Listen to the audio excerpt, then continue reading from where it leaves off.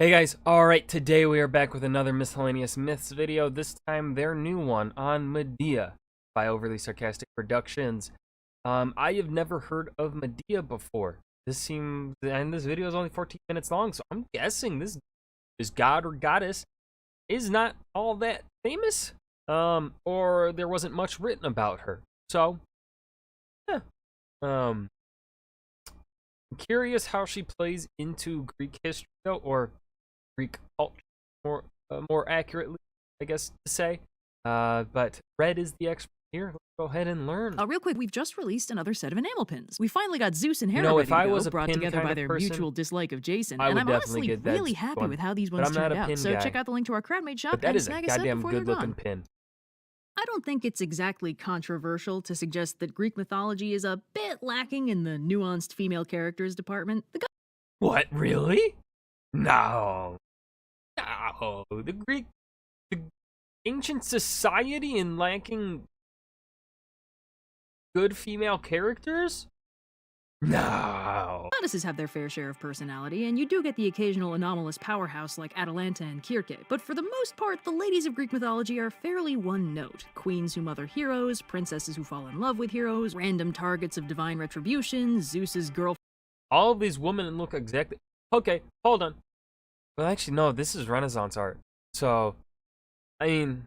Yeah, you know what, yeah. Not a whole lot of variety, and certainly not much in the depth department. Usually the most interesting thing about these women is either what hero they boinked or how they died. Nice to know modern media is really sticking to its roots on that one. But there's Yeah, modern media, yeah. Yeah, I've gotten... Yeah. one crowning exception to the rule, and that is Medea, granddaughter of Ooh, we got an exception to the rule? Oh, I love exceptions to the Helios, rules. princess of Colchis, powerful sorceress, and somewhere in the gray area between girl boss and supervillain, Medea is anything but boring. A supervillain. Huh. She shows up off and on through later Greek mythology, but her story is mostly codified in two texts. First, the Argonautica, a Greek epic poem from the 200s BCE, written by Apollonius Rhodes and I've heard of that. Never read it. based off the well-known Hellenistic mythology of the time. And second, Medea, a tragic play written earlier by Euripides around 430. Really? Hold on. I know about Euripides. I guess I just don't know any of the fucking books he's written. Actually, I probably know at least one of his books, but obviously I don't know this one. 31 BCE. The first half of her life is an epic, the second half is a tragedy. I think we can safely assume this story is gonna have some twists in it. Now, this video is not about the Argonautica, it's about Medea, so we're gonna play a little fast and loose with this summary until our leading lady hits the stage. Got it? Good. Now, the events of the Argonautica take place a few decades before the Trojan War. This is the previous generation of heroes before the Iliad and the Odyssey. So the Argonautica is mostly about Jason, Prince of Thessaly, whose father Aeson was overthrown by his treacherous half-brother Peleus, who kills all of Aeson's descendants except for Jason. Oh, that's pleasant. Who's smuggled out That's to be what raised by family's the for. Centaur Chiron. Many years later, Jason returns to Thessaly to claim his rightful throne and runs into an old lady who Dear me, I'm ever so helpless. needs help getting across a river. Jason carries So gallant. My stepsons could learn a lot from you. I changed her voice. her across, losing a sandal in the process, but gaining something very valuable in return, the favor of Hera. I hope you don't let me down. I can't keep a voice. I keep changing the voice. Who it turns out was the old woman all along. From this point, Gosh, dear. I've never seen... What kind of Zeus voice was that? Oh. I'm sorry. Gosh, dear.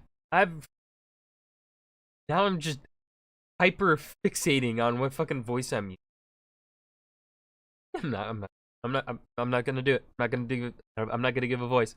Gosh, dear, I've never seen you help out a hero like this. This one isn't your kid, dingus. You know what? Fair point, Hera. Dawn, Hera regularly intervenes with subtle acts of divine intervention to help her boy out. Jason arrives at The throne is mine, Uncle. Is that so, nephew? palace and demands Peleus gives him his rightful throne, but Peleus hits him with But have you considered proving yourself? How can I refuse? Uno reverse. I don't have an Uno card. So just imagine an Uno card is right here. Woo! No. with the classic "Hey kid, you like proving yourself" maneuver and sends Jason on a quest to retrieve the Golden Fleece. Hey, Going on quests is a Monday night. A textbook MacGuffin that could have been literally anything. Jason assembles a crack team of heroes called the Argonauts, and they set sail on the Argo for Colchis, where the Golden Fleece is stowed. The exact crew kinda depends on who you ask. I've watched the movie on the Argonaut. That really old one. Yeah. I don't fucking remember anything about that movie, though. So, don't ask me.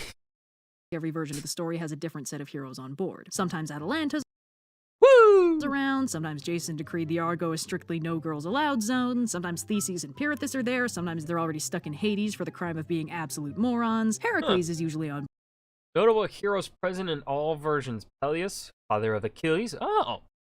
Orpheus. The name's... What is that name? Heracles, I know that name.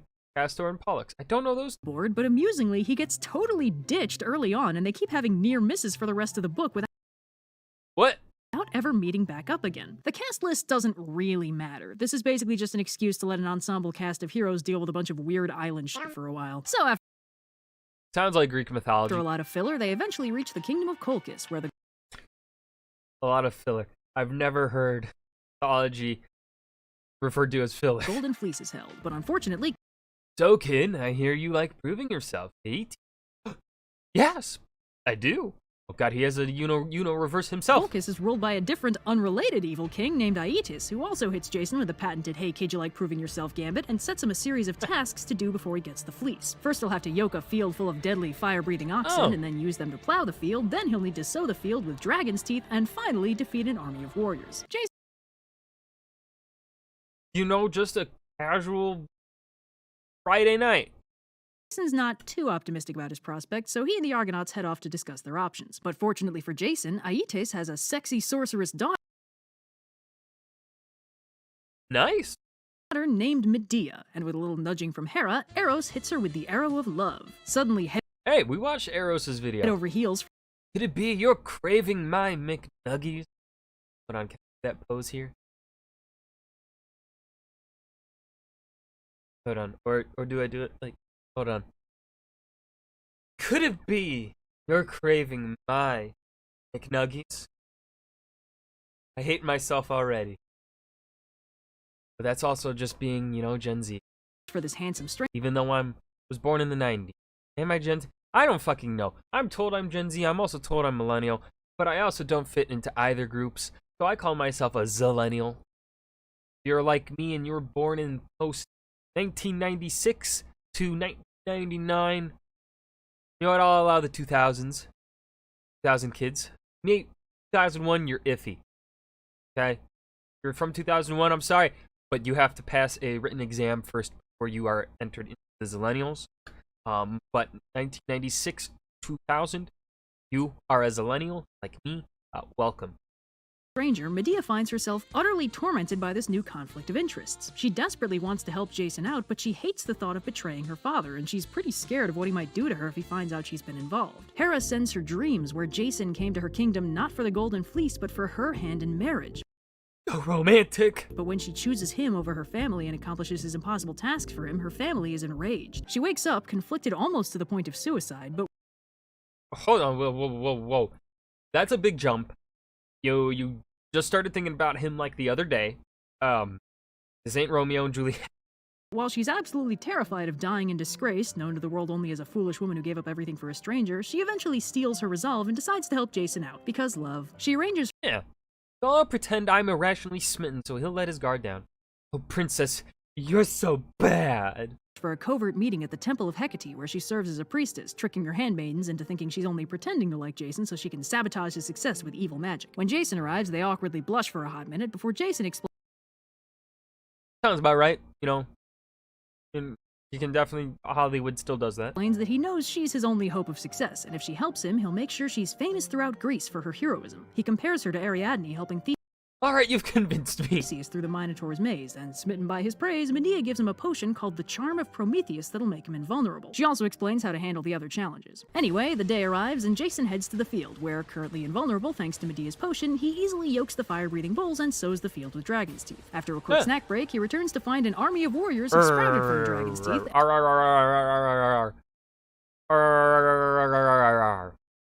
Did I do it right? And recalling Medea's advice, he chucks a rock at them, and all the warriors get confused and pissed off, thinking one of them did it, and then they all kill each other. With the tasks completed, Jason's riding pretty high, and King Aietes is baffled that Jason managed to pull it off. That night, Hera sends Medea nightmares That's fucking terrifying. to warn her that Aietes has figured out her involvement, and Medea wakes Hera, what the fuck? You were on her side like 1 moment ago, and now you're like fucking with her? I thought you didn't fuck with him if, Zeus didn't boink him. up and runs into the night, arriving at the Argo and telling them they gotta get out of there right this minute and also please take her with them. Jason promises to do her How could I leave you? You saved my life. So romantic. one better and marry her the minute they get back to Greece. They obviously nice. need to grab the Golden Fleece first, so Medea charms the dragon guarding it to sleep. Oh, Medea was part of the Golden Fleece story? Okay, you know what? Maybe I think I have heard of her before. It's obviously the focus has always been on Jason and not Medea, at least when I've heard this story. So, while Jason retrieves the fleece. Then they get the heck out of Dodge. The Colchians obviously give chase, with one of the fleets led by Medea's brother Absyrtus, and Jason don't worry, I have a plan. and Medea come up with a cunning plan to deal with him. It's murder. The plan is I feel like, again, we have skipped a few steps here. Why does everything just rush to either killing yourself or fucking murder? Greeks, what the fuck is wrong with you? Oh, then again, yeah, you guys, the Greeks, they were pretty fucking weak. Is murdered. They lure him into a trap, and Jason dismembers him. Now Zeus Just right off just like that, dismembered. Okay. just gets pretty pissed about this whole family murder thing, so he curses the voyage to get all turned around and confused by the wind. So the journey home ends up taking a lot longer than expected, although that's partially resolved when they end up blowing ashore on Kirke's island and she magically cleanses Medea and Jason of the guilt for the murder. Didn't know she could do that. Nice. Useful. A few more filler arcs. Look, I can't justify keeping you away from your family. Ooh, or your husband.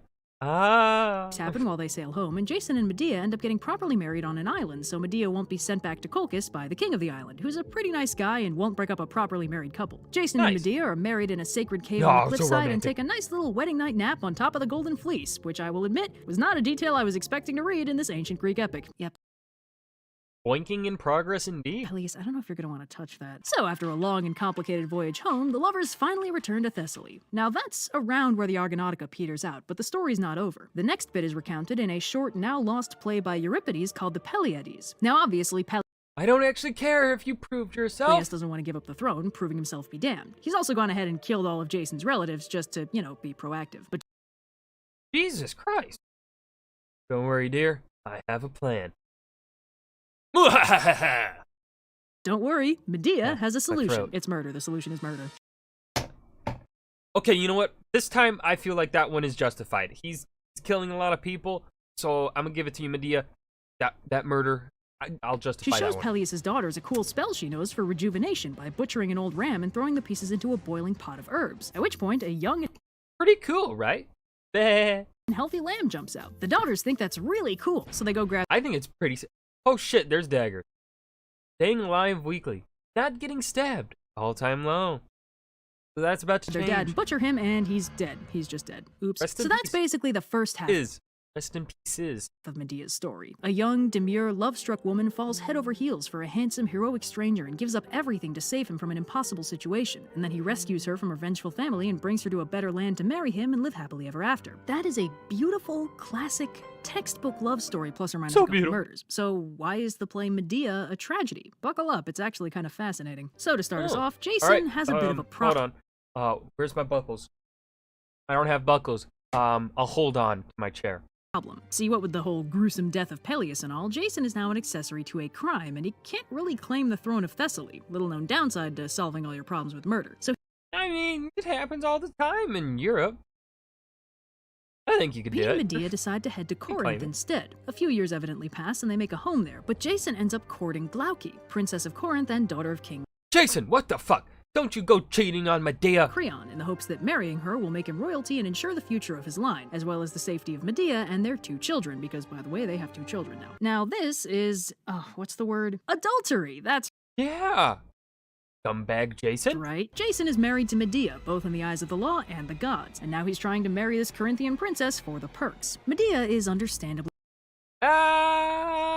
furious and has been completely inconsolable with grief and rage for long enough that King Creon is starting to get worried she might end up doing something drastic, like, just spitballing here, murder. So you know what? For adultery, murder will be justified. I'm sorry, but this kingdom is a strictly drama-free zone.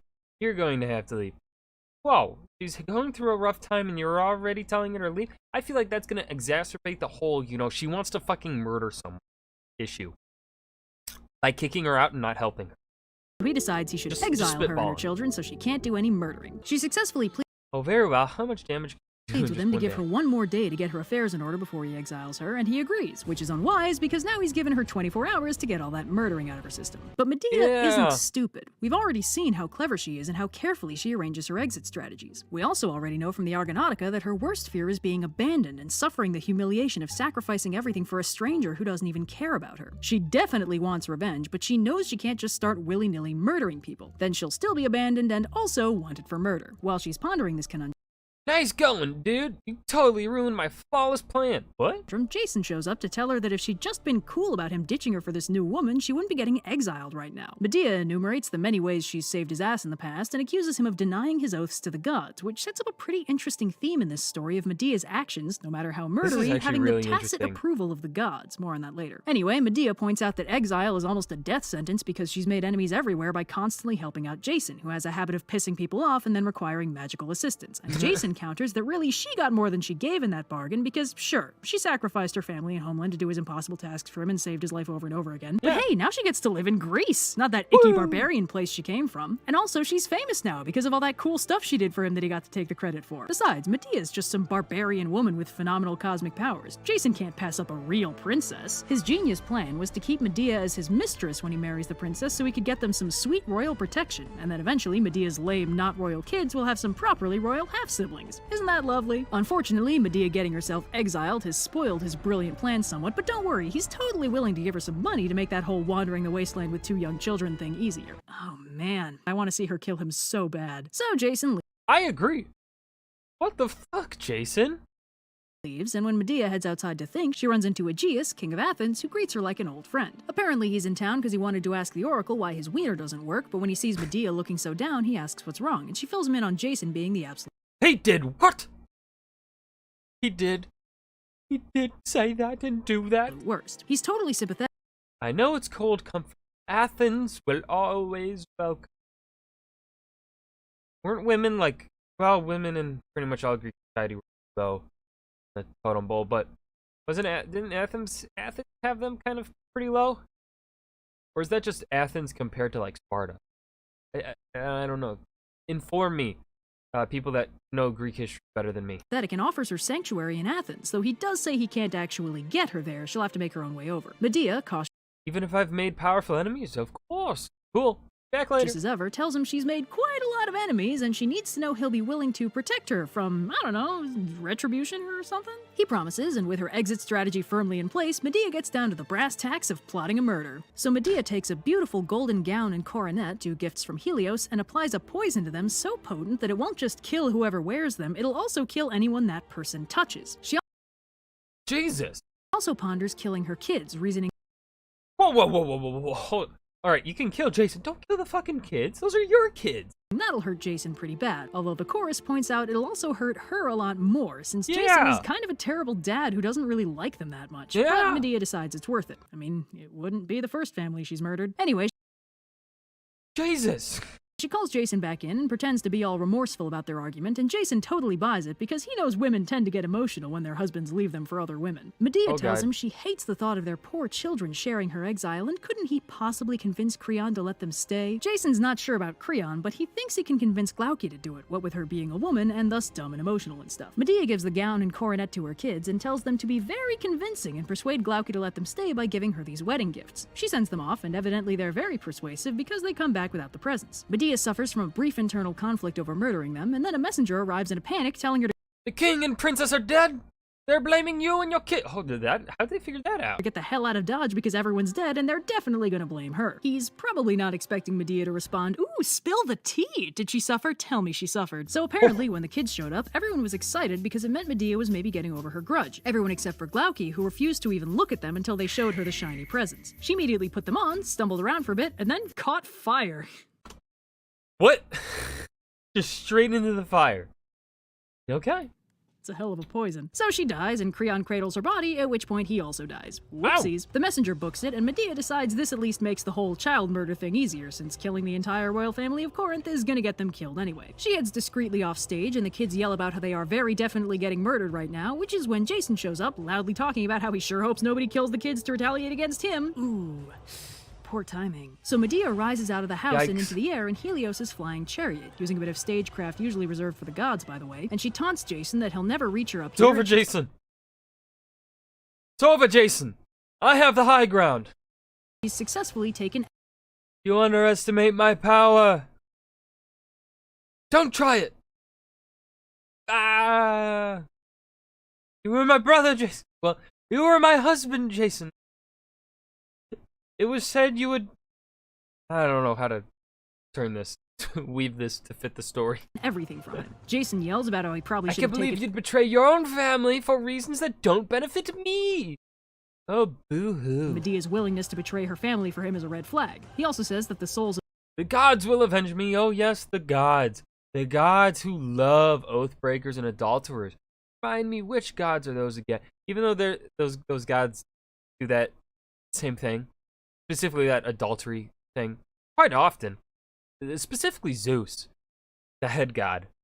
He's kind of famous for it. Of their children will avenge him on her, but Medea says the gods know who really messed up in this situation, and she's gonna go bury their kids in Hera's sacred lands before purifying herself of the crime, presumably with Kirke's help again, and then heading to Athens for a nice long nap. And meanwhile, she prophesizes that Jason's gonna die. Zeus punishes oathbreakers, and Hera is the goddess of marriage. I almost say marriage. You might be the only thing they ever agree on. A miserable death crushed under the ruins of his only heroic achievement. Jason swears that an avenging fury will destroy her, and Medea tells him good luck finding one that'll listen to a liar and an oathbreaker, and flies away. Jason leaves, asking the gods to avenge him, and the play closes out with the chorus singing that the gods don't always give us what we wrecked, want. boat Honestly, boy. Hilarious. Sure enough, Medea remains conspicuously unsmote, and makes sporadic appearances in later mythology, heading to Athens and marrying Aegeus fairly happily until his son Theseus shows up, and she tries to kill him a little bit and runs off to a nebulous faraway land. Medea What the fuck is with you and fucking murdering children? quietly vanishes into the mythos, never even canonically dying. Her story seems to vindicate that despite all the familicide and the poisoning and stuff, she really did retain the favor of the gods right up to the end, framing her as a bizarrely morally nuanced figure. And in contrast, Jason, well, things really don't go so hot for Jason. As you may recall, his whole hero's journey really got started when he won the favor of Hera through that secret test of character thing. She was essentially his patron god, and basically the only reason he passed all those proving himself dealios, as well as the only reason Medea falls in love with him. Well, Hera was the goddess of marriage and family, and then Jason betrayed his wife. Medea wasn't just sassing when she called him an oathbreaker, he was quite literally breaking a divine oath by abandoning her and their children. Without the favor of Hera, Jason dies alone and unhappy when the rotting prow of the Argo breaks off and crushes him in his sleep, a crumbling monument to his only heroic achievement. That is gruesome. Jason and Medea are a classic tragedy that hits surprisingly hard. They were in love, they were heroes, they did incredible things, and then when the situation changed, their very human flaws tore them apart. Two characters who were heroes in one context become nightmares in another. Reading the Argonautica is a genuinely very weird experience, seeing the beginning of their relationship knowing how terribly it's going to end, and you can kind of tell it was written. Gosh, I hope I never do anything terrible for love. But even so, when I am dead, they will fling out taunts against me, and every city far away will ring with my doom, and the Colchian women, tossing my name on their lips hither and thither, will revile me with unseemly mocking. The maid who cared so much for a stranger that she died, the maid who disgraced her home and her parents, yielding to a mad passion. And what disgrace will not be mine, alas for my infatuation. Far better would it be for me to forsake life the very night in my chamber by some mysterious fate, escaping all slanderous reproach before I complete such nameless honor. I totally know what those words mean, Magic Man. With that in mind, there are a few little tidbits of Yeah, girl, you're just like Ariadne, who Theseus definitely didn't betray and abandon anything. In days past, the maiden Ariadne, daughter of Minos, with kindly intent rescued Theseus from grim contest. The maiden whom Pasiphae, daughter of Helios, bare. But she, when Minos, however, had lulled his wrath to rest, went aboard the ship with him and left her father. And her even the immortal gods loved, and as a sign in mid-sky, a crown of stars, which men call Ariadne's crown, rolls along all night among the heavenly constellations. Medea's character that seem like they're deliberately written there. And nothing shall come between our love till the doom of death fold us round. Yeah, I super definitely will love you forever, I swear. To make the impact of the original tragedy hit harder. Jason could have never succeeded in his quest without Medea, but because of all the murderiness of Medea's methods, he ended up failing to win the throne he'd been after in the first place, driving him to further extremes to try and claim the royalty he deserved. Jason loved Medea, but not more than he wanted the future he'd been after, and in casting her aside, he made a terrible enemy. And Medea was always brilliantly clever, and she loved Jason very fiercely. She had no other choice thanks to Hera. And she loved their children in a way Jason didn't. Throughout the play, he only ever calls them her children until they're dead, and then suddenly they're his children and he feels really bad about it. In a better time, in a better situation, they probably could have been happy together for the rest of their lives, if only Jason weren't such an absolute dingus. Oh yeah, I'll just ditch my incredibly cunning and powerful sorceress wife for this random princess. I'm sure she'll be cool with it. What could possibly go wrong? Yeah. Oh. Ladies, if he tells you he wants you to be the Ariadne to his Theseus, red flag. Yeah, major red flag. Medea is described as blonde in the Argonautica, but the paintings always make her a brunette for some reason. Where's my sort of evil blonde representation, Renaissance artist? Yeah, the Renaissance was weird. Sorry, Jason, looks like the Olympians love to see a girl boss winning. Thanks to the yeah. That was fantastic. I think that was wonderfully well paced. That story did not go where I was expecting it to go, and I enjoyed it. I have nothing else to add here at the end. I hope you guys enjoyed. Remember to hit that like button and subscribe for more, and I will see you guys in the next video. Peace.